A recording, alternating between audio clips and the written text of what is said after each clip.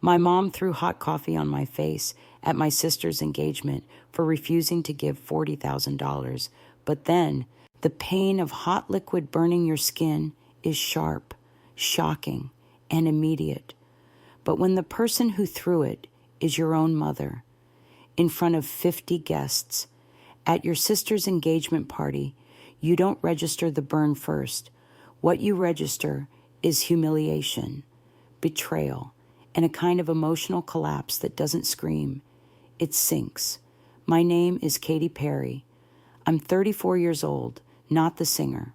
No, just a woman who built a solid life through hard work, quiet sacrifice, and a few very painful lessons. I live in Denver, Colorado, and I work as a financial planner for mid-sized businesses. On the side, I teach a course in personal finance at the local university. I used to think my life was ordinary but fulfilling. I had a stable job, a condo I loved, and a fiancé who understood the difference between love and performance. Then came my sister's engagement party, and a request that would rip my life open. Mom wanted me to give Jenna $40,000, not lend, give, just like that. When I refused, she threw her cappuccino in my face.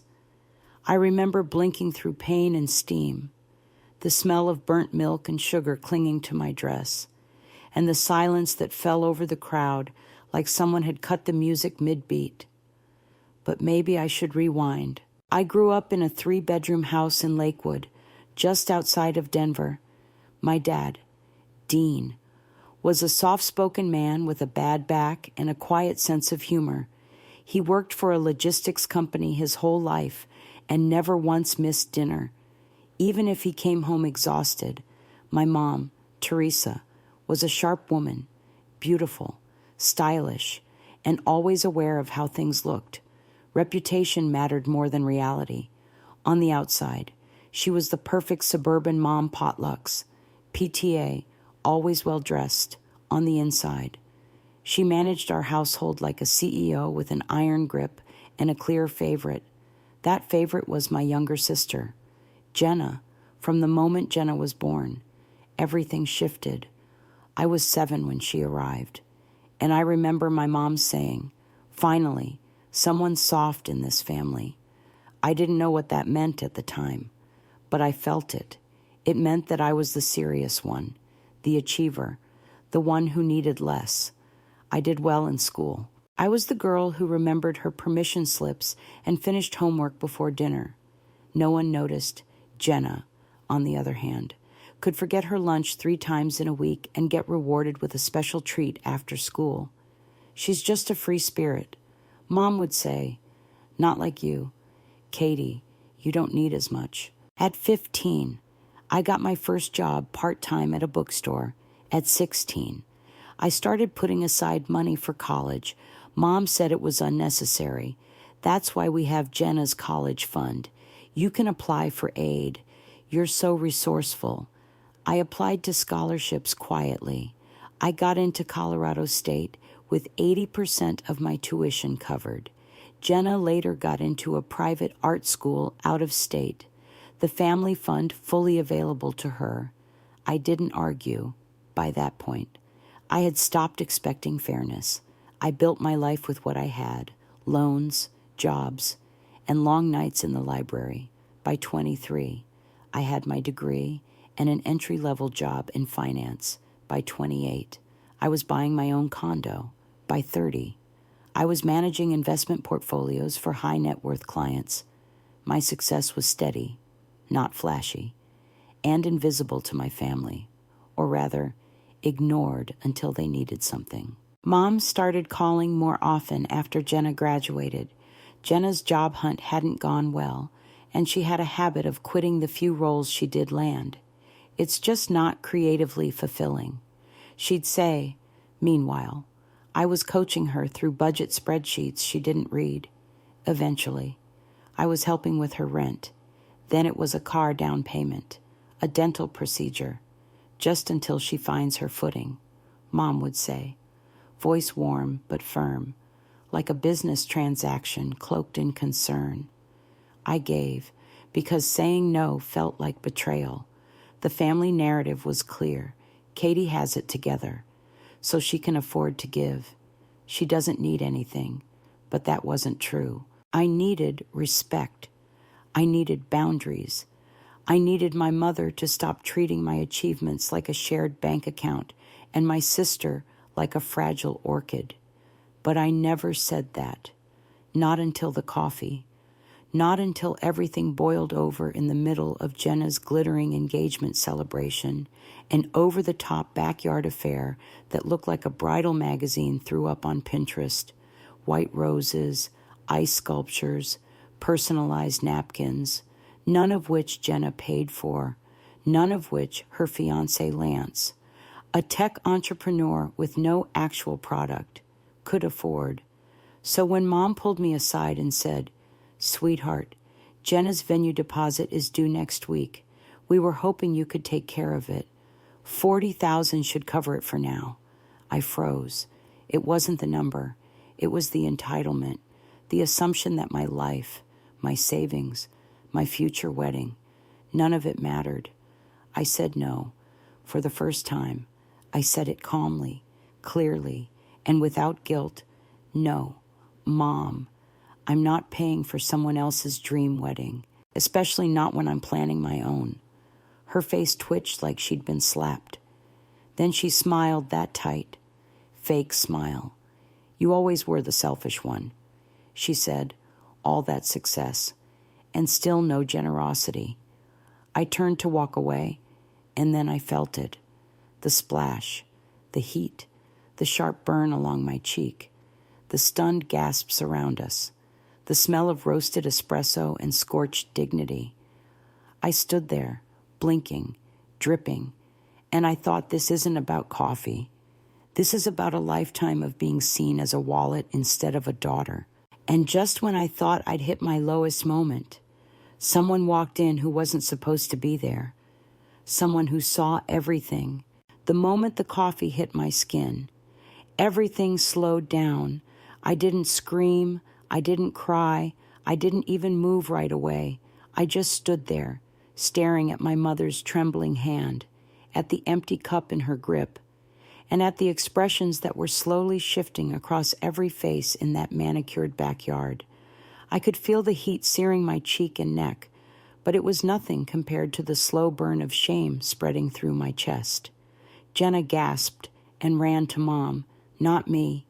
Lance stood frozen, his drink halfway to his mouth, watching like he was still deciding which team to root for. My father, sweet, indecisive dad, had risen halfway from his seat, then slumped back down when no one else moved. And for one long, brutal moment, nobody came to me, nobody helped. It wasn't until Michael walked in 30 minutes early, fresh from his canceled meeting, that something shifted. He crossed the lawn in seconds, zeroed in on me, gently placed a cool napkin on my cheek, and whispered, "I'm here." Only then did the tears come, hot and fast, mixing with coffee and humiliation. Michael didn't shout. He didn't accuse. He just looked at my mother with a calm so sharp it cut. "You threw boiling coffee at your daughter because she wouldn't fund a party," he said flatly. Mom tried to brush it off. It wasn't boiling. She was being unreasonable. She knows what this family needs. She's always known. Her voice cracked, equal parts performance and panic. Michael didn't respond. He helped me stand, draped his suit jacket around my shoulders, and quietly guided me out the front gate. I didn't look back. At the urgent care center, the nurse asked if I wanted to report an assault. I said no, not because I wasn't angry, but because the paperwork, the questions, the exposure, it all felt like too much. I just wanted silence, a place to breathe.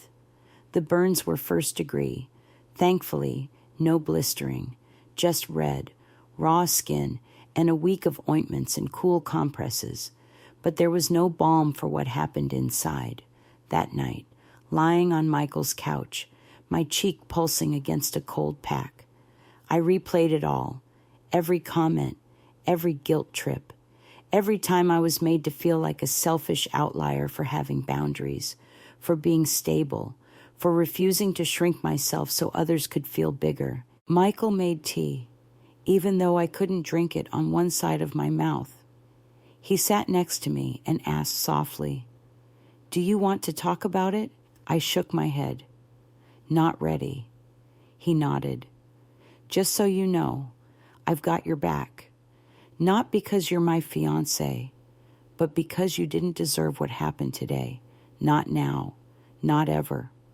I fell asleep with that sentence playing on repeat in my head. The next morning, I woke up to 38 unread texts, some from Jenna, some from Mom, a few from cousins I hadn't heard from in years. They all carried the same tone: surprise, confusion, awkward half-apologies wrapped in deflection. Only Jenna's messages carried a hint of panic. "I didn't know she was going to do that. Please don't make a scene. Can we talk?" Michael read them quietly, then handed my phone back. "You don't owe anyone a response right now," he said, and he was right. But that didn't stop the guilt. That old, familiar programming kicked in fast. Maybe I overreacted. Maybe I should have just lent the money and avoided all of this. Maybe being the reliable one meant swallowing things sometimes. I told my therapist, Dr. Wilson, about the incident later that week.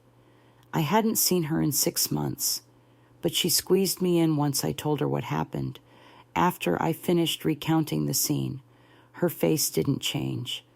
"That wasn't an accident. Katie," she said plainly, "that was the culmination of years of emotional abuse, now made physical. And the worst part is you're still wondering if it was your fault." I blinked, stunned by the clarity. She was right.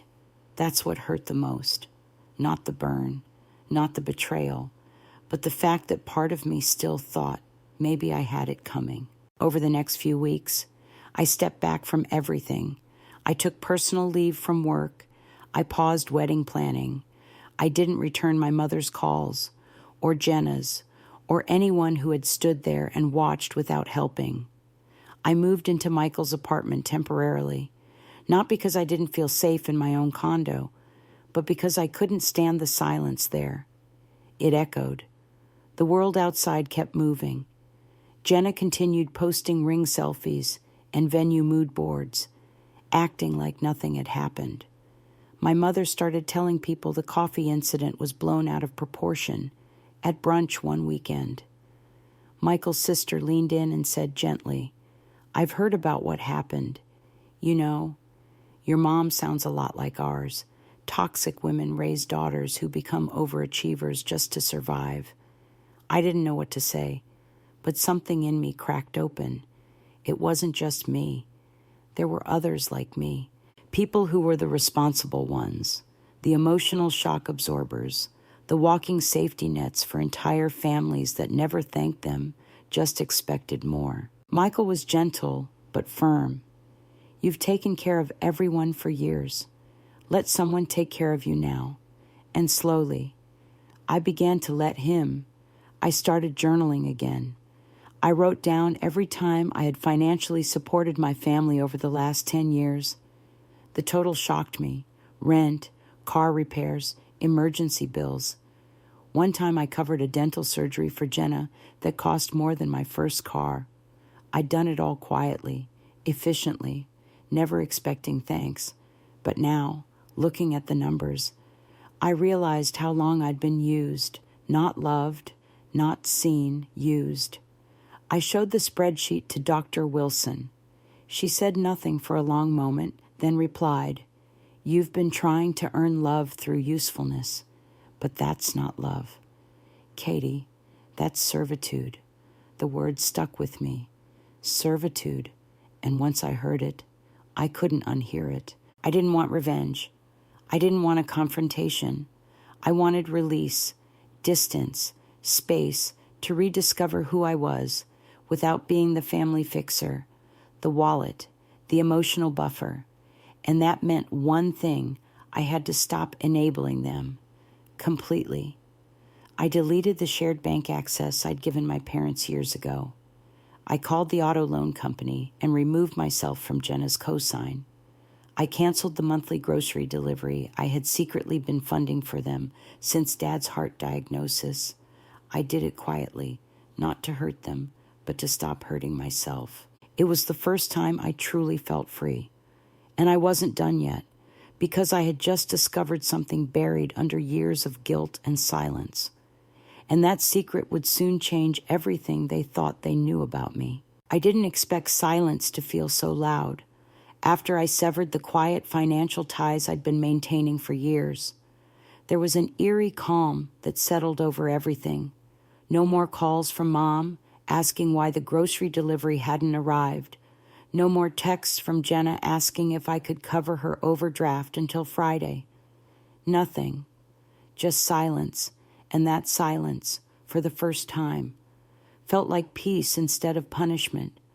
I was no longer financing a version of family that only existed when I said yes, and when I finally sat still long enough to breathe without guilt. Something unexpected happened. I started remembering, not just the big moments, but the little ones. The paper I wrote in 10th grade that won a regional essay contest, but was never mentioned at dinner. The summer I interned unpaid at a financial firm, working 10-hour shifts while Jenna went to music festivals with money I didn't know we had. The night I got promoted and called Mom, only to be told, "That's great. Honey, Jenna just got asked to model for a catalog shoot." At the time, I brushed it off. I had told myself I didn't need their validation, but in the absence of obligation, those memories came flooding back like a wave I had spent years trying to outrun. Then, one Thursday morning, while sorting through old mail I had stacked in boxes after moving out of my condo, I found an envelope I didn't recognize. It was addressed to me, but had no return address. Inside was a short letter from my grandmother, my dad's mother, who had passed away nearly 10 years ago. I had almost forgotten about her trust fund. She wasn't rich, but she had always said, a woman should have something of her own, no matter how small. The letter had been written right before her death and forwarded by the law office that handled her estate, apparently. The final transfer hadn't gone through because my mother had redirected her mail during probate and told them I wasn't interested. It had been held in escrow for years. Attached was a formal statement. A small but solid investment account around $72,000 had been sitting untouched under my name. My breath caught. This wasn't just money. It was proof. Proof that my mother had intentionally cut me off from a resource that could have changed everything in my 20s. It could have helped me reduce student loans, build my emergency fund earlier, maybe even purchase my first home without relying on secondary financing. And yet, she had kept it from me, all while constantly reminding me how fortunate I was to be financially stable. I didn't cry. I didn't rage. I just sat with it. Holding that letter felt like holding a map of how far I'd come despite everything stacked against me. I wasn't dramatic. I was denied. And now, I was done pretending otherwise. That weekend, I met with the attorney listed on the statement. After verifying my identity, she confirmed everything. It was an unusual situation, she said carefully. Your mother told us you were declining the fund to avoid inheritance tax complications, but that didn't make sense to us at the time. She handed me the original acceptance form never signed. We had our doubts, but without your direct confirmation, we were stuck. My hands shook, not from anger, but from the final puzzle piece snapping into place. My mother hadn't just controlled the narrative. She had rewritten it in ink, assuming I'd never question it. I transferred the funds into a secure account and left the attorney's office with a quiet resolve. This wasn't about the money. It was about reclaiming the truth. about closing the distance between what I'd been told and what was real. And something in me shifted permanently that day. I wasn't looking for revenge. I wasn't planning a confrontation. But I knew one was coming because I was no longer playing the role they had assigned me. I wasn't the dependable daughter silently covering everyone's gaps. I wasn't the emotionless achiever who didn't need anything. I was a woman who had been lied to, dismissed, and financially manipulated, and I was finally ready to take back my voice. Later that week, I received a carefully worded email from Jenna. "Can we talk? Just us. No mom. I think we need to clear the air before the wedding." I stared at it for a long time before replying. "Okay, 1 hour, public place, no surprises." We met at a small cafe downtown. She wore oversized sunglasses and a smile that looked rehearsed. I didn't bother with pleasantries. "What do you want?" "Jenna." Her smile faltered. "I just want to understand what's going on with you.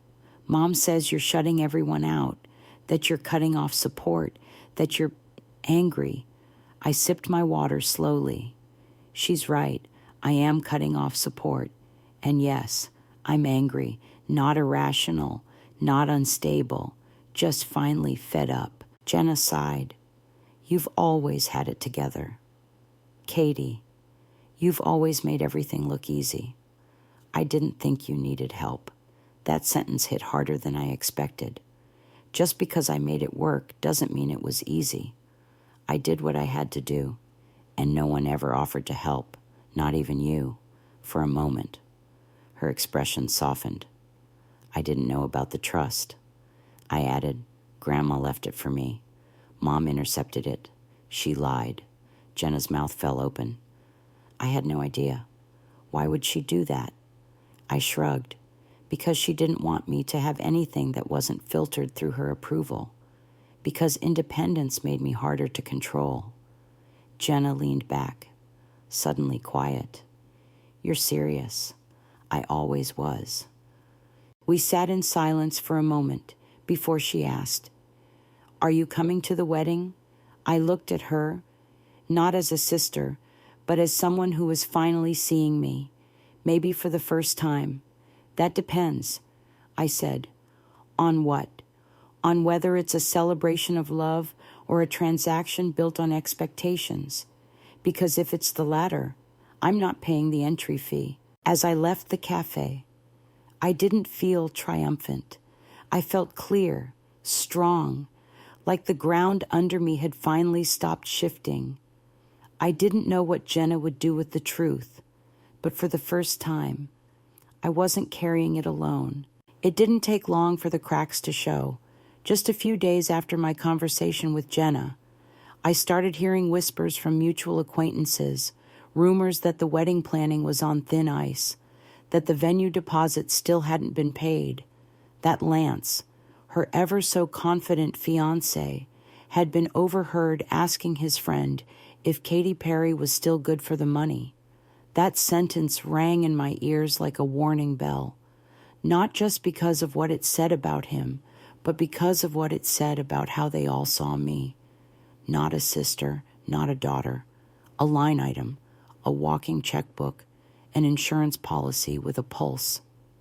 I didn't respond. I didn't correct the rumors. I waited, and in the waiting, the truth started to reveal itself. That following week, my father called, a rare thing. He usually let Mom speak for them both, but this time it was his voice on the line. "Katie," he said, "I just wanted to check in. I heard about the trust and about what happened at the party.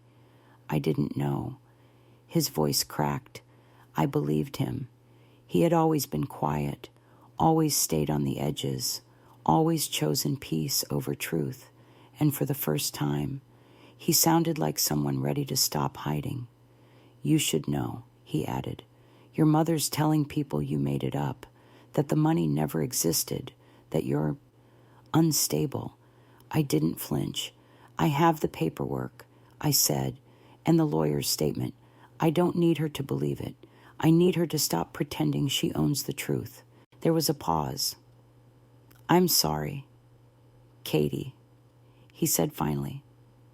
For a lot of things. He didn't say more. He didn't need to. I hung up feeling a strange mix of grief and relief. My dad was still under her roof, but maybe not under her thumb anymore. And then came the message that confirmed everything. Lance texted me. It was polite, polished, structured like a business email, but soaked in arrogance. Hi, Katie. I was wondering if we could meet for coffee to discuss some mutually beneficial financial ideas I think you'd find very compelling. Jenna speaks highly of your strategic mind, and I think you'd be interested in what I'm building. I stared at the message for a full minute, then another, then laughed short and sharp. He thought I was still playing the same role, still the silent benefactor, still willing to be flattered into funding fantasies. I didn't respond. I forwarded the text to Jenna with one line, "This is the man you're marrying." Her reply took 2 hours. It was a screenshot of her breaking up with him via text, followed by, "I'm coming over. Don't ask. Just make tea." That evening, she sat across from me in leggings and mascara-stained cheeks, no ring on her finger. She looked younger than I'd seen her in years. Not naive, just stripped down, real. He was never in it for me, she said, just for the optics, the connections, the possibility of your backing. I thought he loved me. But maybe I just wanted to be loved so badly I didn't care if it was fake. I didn't say I told you so. I didn't need to. She curled her hands around the mug I handed her and stared at the steam like it could answer all her questions. "Why didn't you tell me sooner?" she asked quietly. I didn't answer at first, then finally, because you wouldn't have believed me, and because it wasn't just about him. It was about everything I've kept quiet for too long. She nodded. "You're right." Then she reached into her bag and pulled out a folder. She slid it across the table. "This is what's left of the wedding budget, the real one. I found it on Lance's computer. He had your name next to the mortgage cosign line. He was planning to ask you after the wedding." My stomach turned, not because I was surprised, but because it had almost worked. He had almost married into access. That was never about love. It was acquisition. He was never going to be responsible, she said. He just wanted to be connected to someone who was. I looked at my sister and saw something I hadn't seen in a long time: regret. Not manipulation, not performance, real, aching regret. And in that moment, something shifted between us. Not reconciliation, not absolution, but the beginning of truth. "So what now?" she asked. "What happens next?"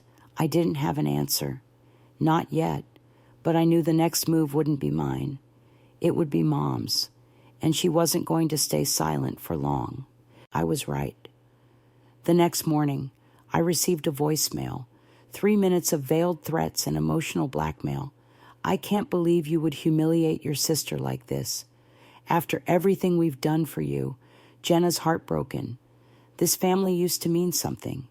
She never mentioned the coffee, never mentioned the trust, never mentioned the years of pressure, manipulation, and favoritism, just guilt, pure and familiar." I didn't call back. I sent her a message instead. "I will not be spoken to this way if you want a relationship with me. It starts with honesty and accountability. Until then, I'm taking space. Do not contact me again unless it's to own what happened." Her response was silence, which said more than words. I didn't feel powerful. I felt exhausted, but there was a strange lightness in my chest, a kind of internal permission. I had always feared what would happen if I set boundaries, if I said no, if I stopped performing.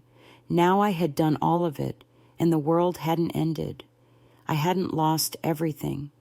I had simply seen it clearly for what it always was. I wasn't the villain. I wasn't ungrateful. I wasn't cold. I was just done being used. That weekend, Michael and I went hiking in Estes Park. No phones, no emails, just trees, wind, and silence. I told him everything about the trust, about the spreadsheet of all the times I'd bailed out my family, about the voicemail. He listened. Not once did he interrupt. When I finished, he kissed my forehead and said, "You don't have to prove anything to me or to them. You've already won." I didn't believe that yet, but I wanted to. I wanted to believe that walking away wasn't giving up, that choosing peace wasn't betrayal, that some families are built on survival, not love, and that the only way to truly heal was to stop participating in the story they wrote for me and start writing my own. And maybe, just maybe, I was finally ready to turn the page. It started with an email, not from Mom, not from Jenna, but from someone I hadn't spoken to in over a decade, my Aunt Marianne, Mom's older sister. The subject line was simple: "Heard what happened. You were right to walk away." I didn't even realize she knew about the engagement party, but apparently word had spread. And unlike others, she wasn't reaching out for gossip or to stir the pot. She wrote plainly, "Your mother did the same thing to me when our parents died. She rewrote the will, claimed I didn't want my portion. She's been controlling people through silence for a long time. You just happened to be the first to say it out loud." I sat back in my chair, rereading the message twice. A strange mix of validation and sadness washed over me. This wasn't just about me. This had been happening for generations, and I was the first one to name it for what it was. That night, I shared the email with Michael, and we talked late into the evening. At some point, I said it out loud, the thing I had been holding in my throat for weeks. What if I don't invite my mother to our wedding? He didn't look surprised. He didn't talk me out of it. He just said, "That's your call. I'll support whatever brings you peace." The day should be about love, not obligation. And in that moment, I realized how much lighter life felt when you didn't have to carry everyone's expectations on your shoulders. The next morning, I sat down and wrote an email to my immediate family. It wasn't emotional. It wasn't cruel. It was clear, after much consideration and with deep care for my own healing. Michael and I have decided to move forward with our wedding without participation from anyone who refuses to acknowledge the harm that has taken place. This includes verbal and physical aggression, financial manipulation, and repeated boundary violations. If you are willing to take responsibility for your role and engage in a healthy, honest conversation, my door is open. If not, we wish you well from afar. This is not punishment. It is protection. My hands trembled when I hit send, but my breath stayed calm. I didn't expect replies. I received 2. The first came that night from my father. He kept it short. "I support your decision. I will be there." That one sentence meant more to me than anything he'd said in years. The second came from Jenna. 2 days later, "I'm trying. I'm still processing, but I want to be there. I want to do better."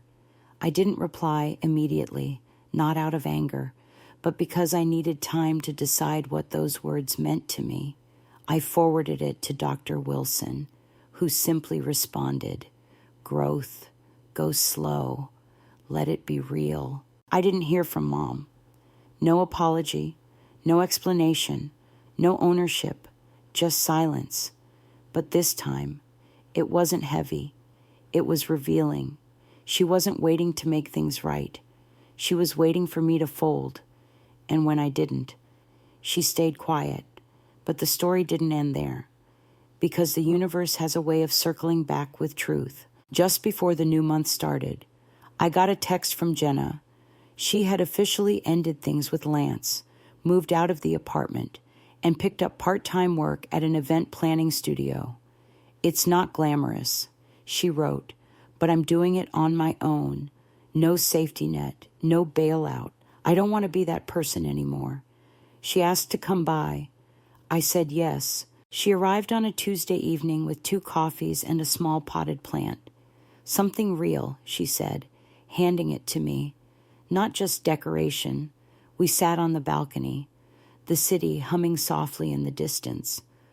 I know I don't deserve to be in your life, she began, but I miss you. Not your money. You. Her voice was quiet, honest, stripped of performance.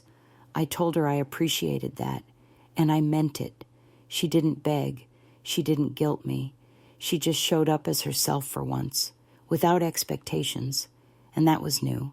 We talked for hours, more openly than we had in years, about the way our childhoods, though shared, had shaped us so differently.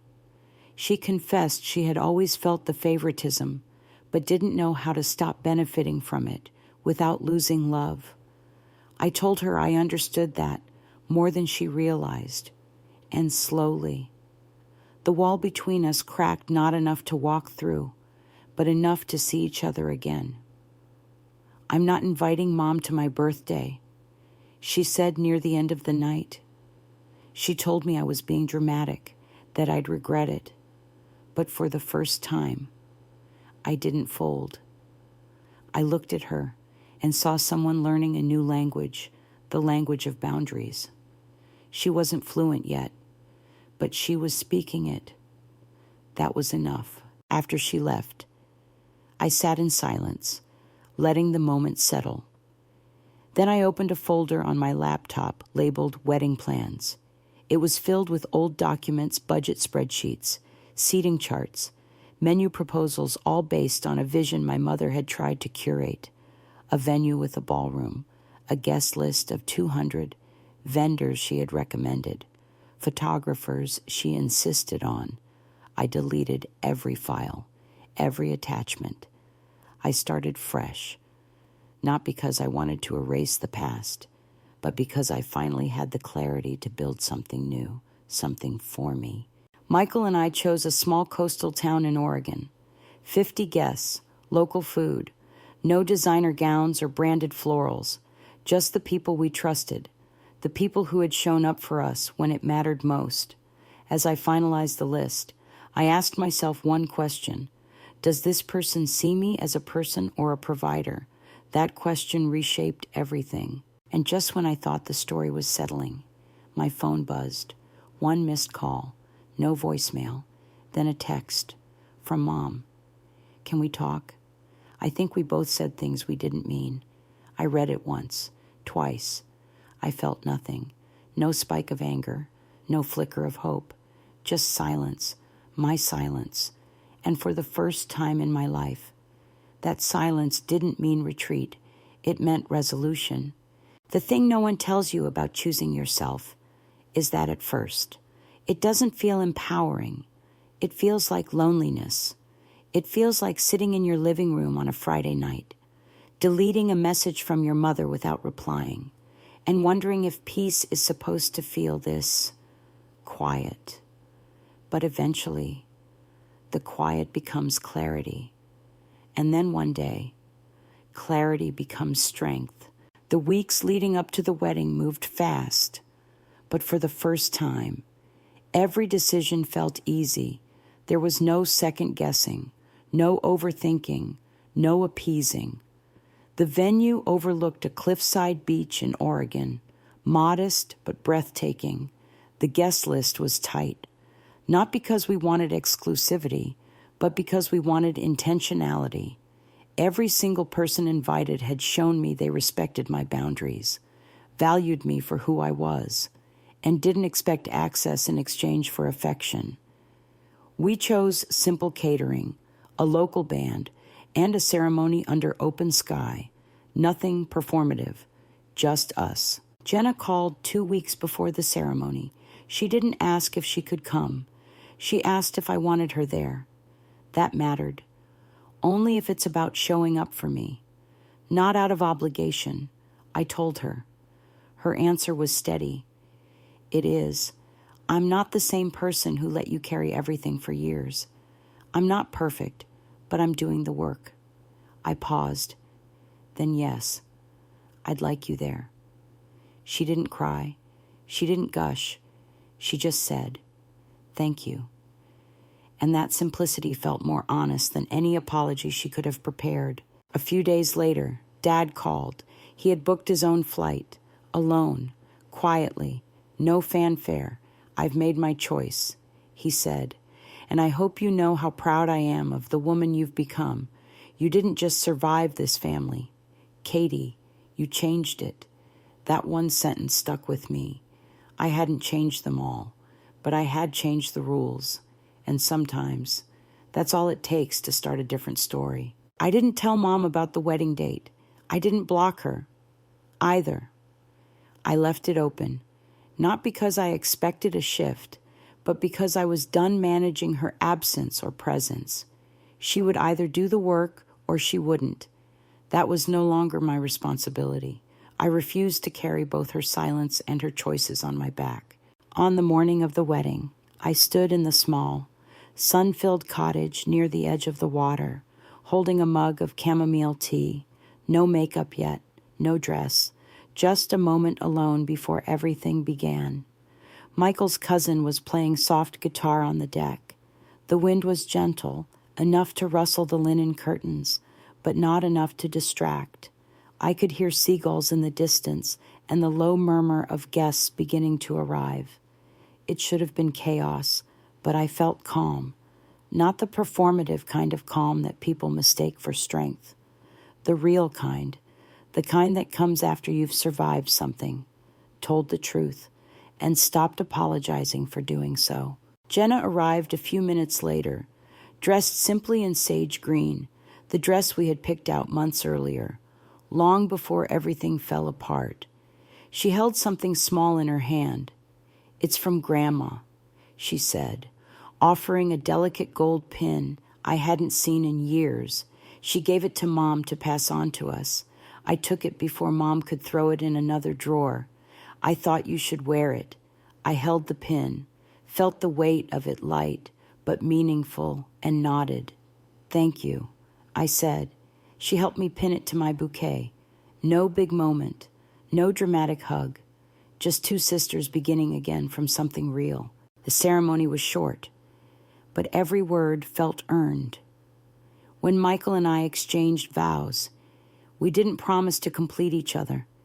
We promised to support, to witness, to challenge, and to protect, not from the world, from the things we'd been taught to believe about ourselves, that we had to earn love, that we had to stay silent to keep peace, that boundaries were selfish, that asking for respect made us difficult. When we kissed, it wasn't a climax, it was a confirmation that this version of life was possible, built slowly, earned honestly, and protected fiercely. At the reception, Dad gave a toast. It wasn't rehearsed. He spoke plainly, voice shaking only once. Watching Katie grow into the woman she is now has made me face who I've been and who I haven't been. But today, I choose to stand beside her, not as someone who gave her life, but as someone who now understands what it means to support it. I looked at him, glass in hand, and for the first time in a long time, I didn't feel like I was protecting him. I felt like he was finally standing on his own. Jenna stayed close throughout the evening, not clingy, not performative, just present. She helped pass hors d'oeuvres, danced with cousins, even managed to laugh without filtering every emotion through a performance lens. Later that night, I found her sitting alone near the edge of the wooden deck, looking out at the water. "You okay?" I asked. She nodded. "I've been thinking about what you said, about how money was always the currency in our family, and how I used it to feel close to you, to Mom, to everyone. I don't want to do that anymore. I sat beside her. You don't have to prove anything. Jenna, not to me, not to anyone, but you do get to choose how the story goes from here. She smiled. Then I choose honesty, even when it's uncomfortable. There were no cameras, no viral videos, just real people, real change, and real beginnings. I didn't post the wedding on social media, not because I wanted to hide it, but because I didn't need to prove it. The people who mattered were there, the ones who weren't well. Their absence was their choice, and I was done translating absence into guilt. At the end of the night, Michael and I stood beneath a canopy of string lights, barefoot in the sand, surrounded by people who had shown up with nothing but respect and love. As the final song faded, he turned to me and asked, happy I looked around, at the ocean, at my sister, at my father, at the life I had rebuilt, not out of revenge, but out of resilience, more than happy. I said, I'm finally free. The Monday after our wedding, I woke up in the little cabin we'd rented for the weekend, barefoot and wrapped in morning light, feeling something I hadn't felt in years, stillness that wasn't bracing for impact. No mental checklist, no emotional tightrope, just breath, just presence. Michael made coffee in the kitchen while humming off key, and I stood on the deck looking out toward the coastline, letting the salt air do its work for the first time in my adult life. I wasn't waiting for the next phone call, the next crisis, or the next guilt-laced request. It was just me, in my own story, no longer an accessory in someone else's manipulation. Back in Denver, I returned to work at the advisory firm I had quietly been helping build for the past 4 years. I'd kept my private life private. Most people didn't know I came from a family where love had terms and financial exploitation wore the mask of tradition. They knew me as the cool-headed strategist who could walk into a room and solve conflicts between billion-dollar egos. I never mixed personal with professional, but something had changed. I no longer needed to hide what I'd survived, not because I owed anyone my story, but because I had finally made peace with it. That peace showed up in the way I spoke, in the way I led meetings, and in the way I said no without apology. I was no longer afraid of being perceived as difficult. I was clear, and clarity, I was learning, is a kind of quiet power. About a month after the wedding, I received a letter in the mail, handwritten, no return address. I recognized the cursive immediately. It was from my mother, 2 pages, no greeting, no salutation, just a stream of justification posing as reflection. You've always been too independent. It made it hard to know how to love you. I tried my best. I didn't have good role models either. Jenna needed more from me than you did. I thought you were fine. The words didn't hurt. They didn't soothe either. They just confirmed what I had finally accepted. My mother had never tried to know me. She had tried to manage me, and when I stopped letting her, she no longer knew what to do with me. At the bottom of the letter, in faint ink, she had written, I hope someday you'll realize I did what I thought was right. I folded the paper and placed it in a drawer, not out of sentimentality, out of closure. That letter wasn't a bridge. It was a boundary, hers, not mine. I didn't respond, and that silence wasn't revenge. It was recovery. In the months that followed, something surprising began to happen. People, mostly women in my professional circles, started opening up. One woman shared how she had supported her brother's mortgage for years while he publicly mocked her career. Another admitted she had paid for her parents' credit card debt for a decade while they told relatives she was too ambitious to settle down. And slowly, I realized how common it was, this invisible labor, this emotional bookkeeping we were never supposed to speak about. So I started speaking about it, not dramatically, not with bitterness, just honestly. I gave a keynote at a regional financial leadership summit and, for the first time, included part of my personal story. I spoke about boundaries, about clarity, about how generosity without limits becomes currency for control. And after the talk, people didn't just applaud, they stayed, lined up. Some cried. Some just said thank you. One woman whispered, "You gave me permission." That sentence stayed with me because I realized I wasn't just healing for me. I was healing loudly for the version of myself who never knew it was allowed. Jenna continued to grow. Too. She called occasionally, not to ask, but to share. Updates about her job, stories about small victories, getting a client to sign off on a vision board, booking her first solo event, negotiating a fair rate. "I finally understand why you said no all those times," she told me. "Not because you didn't care, but because you were the only one who saw where this road was leading." That acknowledgement didn't erase the past, but it softened the ground between us. We were still rebuilding, still cautious, but we were no longer performing. One night, she invited me to a small dinner at her apartment, just her dog, and a makeshift lasagna. She handed me a glass of wine and said, "I've started therapy, and I'm unpacking a lot. I used to think you were cold, but now I think you were just tired of being the adult in every room."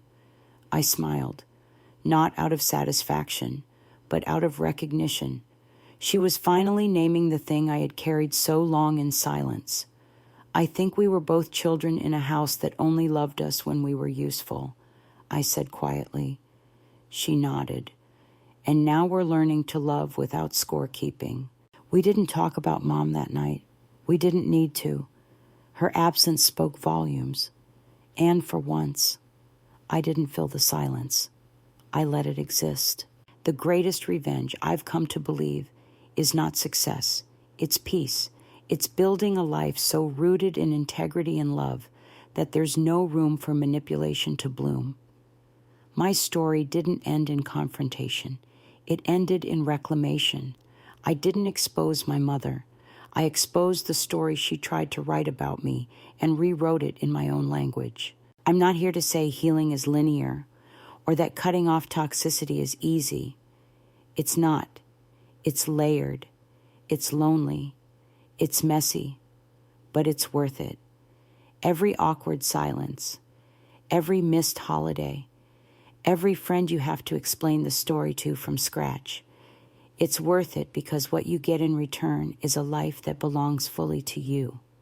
A life where you are not the bank, the buffer, or the background character. You are the author. And once you taste that kind of clarity, you stop negotiating with people who only love you when you're convenient.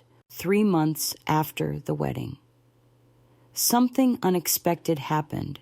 I received an email from a financial magazine, one of the few I genuinely respected. They were preparing a special feature titled "The New Face of Boundaried Leadership," highlighting women in finance who had redefined what it meant to lead without sacrificing self-worth. They wanted to interview me. At first, I hesitated. I wasn't looking for a spotlight. But then I realized it wasn't about attention. It was about truth, about showing that power can coexist with peace, that walking away from toxicity doesn't make you weak. It makes you clear. The interview took place over a video call. The journalist, a sharp and calm woman named Elise, didn't waste time. "We've read about your firm's growth, but what fascinates us more is the way you speak about emotional clarity in leadership. That's rare in this field. Where did that perspective come from?" I paused for a moment. I didn't give her the full story, but I gave her the truth. It came from realizing that emotional boundaries are financial boundaries in disguise. If people can't respect your no emotionally, they'll never respect it financially. I learned that lesson very early, and I paid for it dearly, but I built something different because of it. Elise leaned back, impressed. So you don't believe in burning bridges? I smiled. No, I just believe in learning who built them on quicksand. The article was published the following month. The headline read, Katy Perry, Advisor of the Year: How Quiet Power Built a Fortress. It wasn't sensational, it wasn't glamorous, but it was accurate. My name trended briefly, not for a scandal, but for strategy, not for revenge, but for results, and somewhere in that same news cycle, an old colleague from high school, someone who used to mock me for being all logic, no fun, sent a message that made me pause. You're the only one from our class who built something real. I used to think you were cold. Now I think you were just ahead of your time. That same week, Jenna invited me to a gallery opening she had co-curated. She had partnered with a small nonprofit that worked with women reclaiming creative voices after economic abuse. Her role wasn't front and center. It wasn't about her face on the wall. It was about letting others speak. At the end of the night, she stood beside me quietly and said, "You taught me what real support looks like. It doesn't show up with balloons. It shows up with boundaries." The moment that sealed it all came one evening. When I received a phone call from an unknown number, I let it go to voicemail. Later, I listened. It was Teresa. Her voice sounded tired, not sick, not broken, just tired in the way people sound when they realize no one's running to clean up their mess anymore. I read the article. She began, "You're doing well. I suppose I always knew you would. I won't pretend to understand your choices, but I also won't ask for anything. I just wanted you to know. I see it now. You really did grow beyond us." There was a pause. "Then I hope your life is quiet in the way mine never was." I didn't cry. I didn't feel pity. I just pressed delete, because closure doesn't always come with reconciliation. Sometimes it comes with realizing you no longer need their apology to feel whole. A few days later, Dad stopped by my office with a small box. He didn't say much, just handed it to me. Inside was a photo I hadn't seen in decades, me at 13, standing next to my grandmother, holding a check she had written me for future dreams. It wasn't the money I remembered. It was her eyes, clear, certain, proud, on the back, in her handwriting, was a single sentence: "She'll build something they can't touch." I smiled, held the photo to my chest, and finally felt the full circle close, not with noise, not with revenge, but with quiet proof that I had become exactly what I was meant to be. From that point on, I stopped referring to the past as a wound. I started seeing it as a pattern I had chosen not to repeat. My story wasn't special because of the pain. It was special because I had the courage to live differently after it. I didn't inherit peace. I built it, and I protected it. People often ask me now, would you ever reconnect with your mother if she changed? And my answer is always the same. Healing is not the same as reunion. I healed so I could let go, not so I could go back. That response usually lands quietly, but deeply, because we're taught to believe forgiveness means proximity, that love means endurance. But I learned the hard way. Real love never asks you to disappear to be accepted. The life I live today isn't glamorous. It's real. My mornings are slow. My work is intentional. My friendships are built on presence, not performance.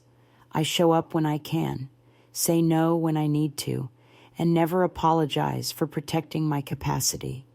And the best part, I no longer need people to understand my choices for them to respect them.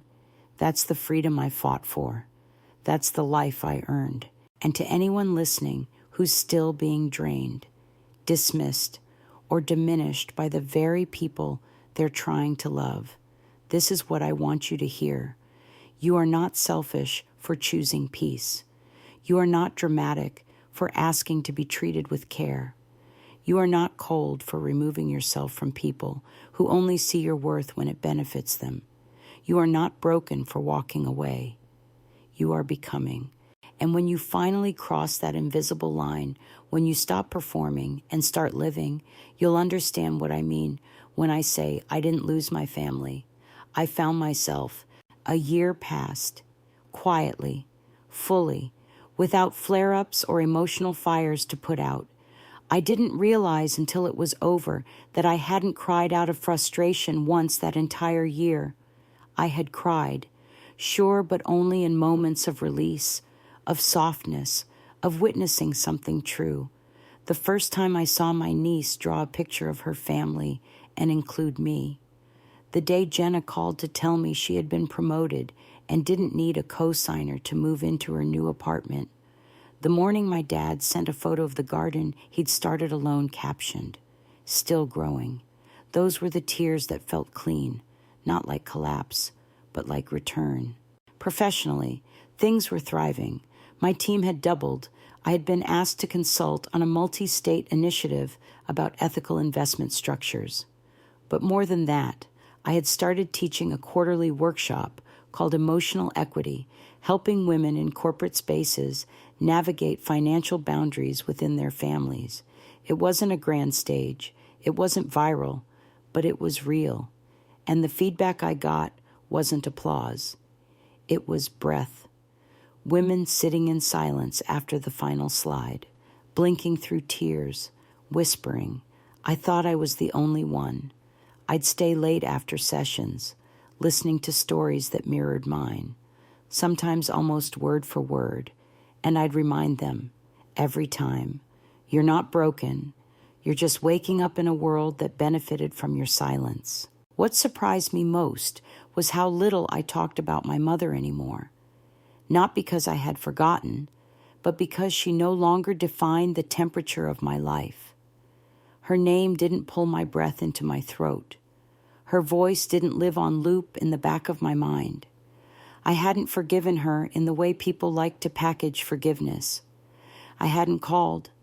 I hadn't written. But I had released. I no longer needed her to change in order to feel peace. That, I realized, was the real ending. When their absence stops echoing like proof of your failure and starts feeling like space for your own voice to grow.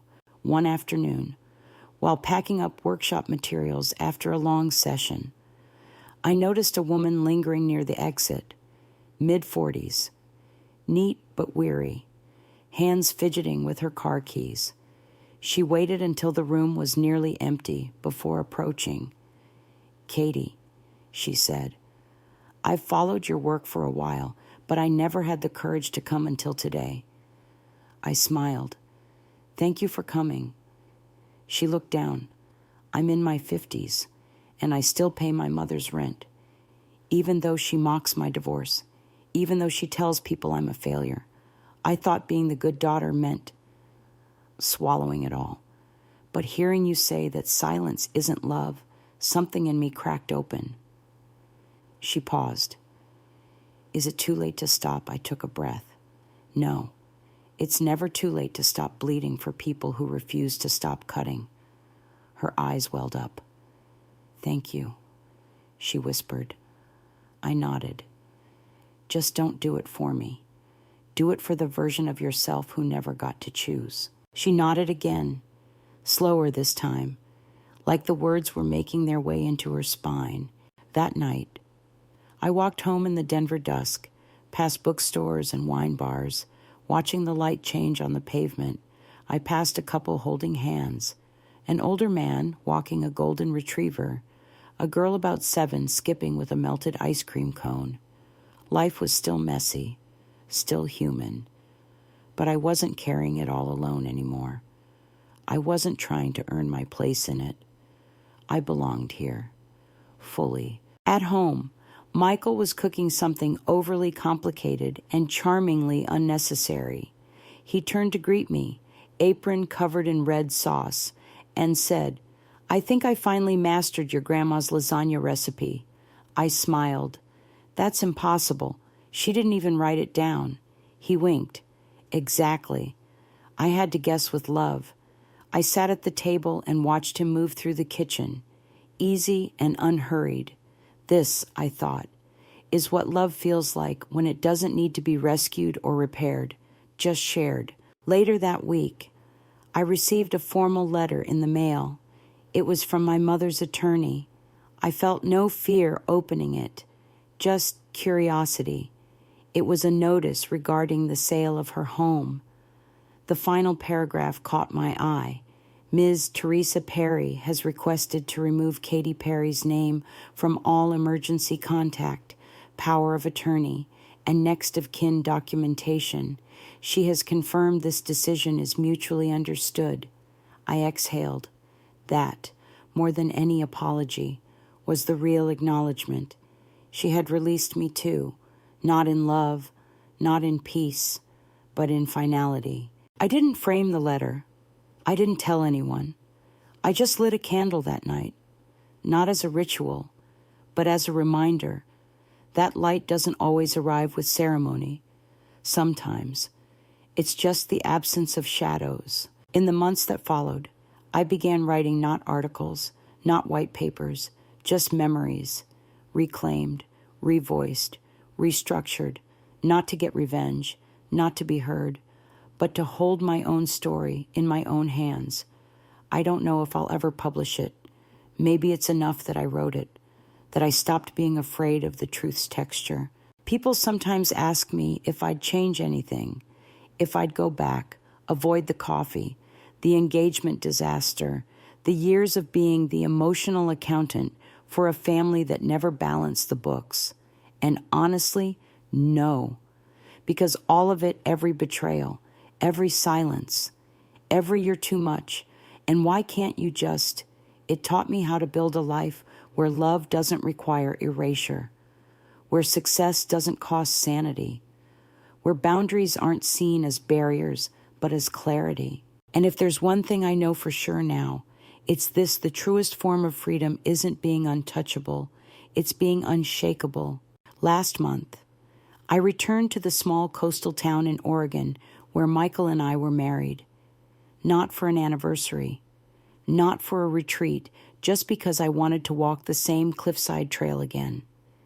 The wind was sharper this time, and the waves more aggressive, but the view was still the same, unmoving. Despite everything that had happened in our lives, I sat on the same wooden bench overlooking the ocean, the same one where I had once waited alone in my wedding dress, bouquet in hand, before the music began.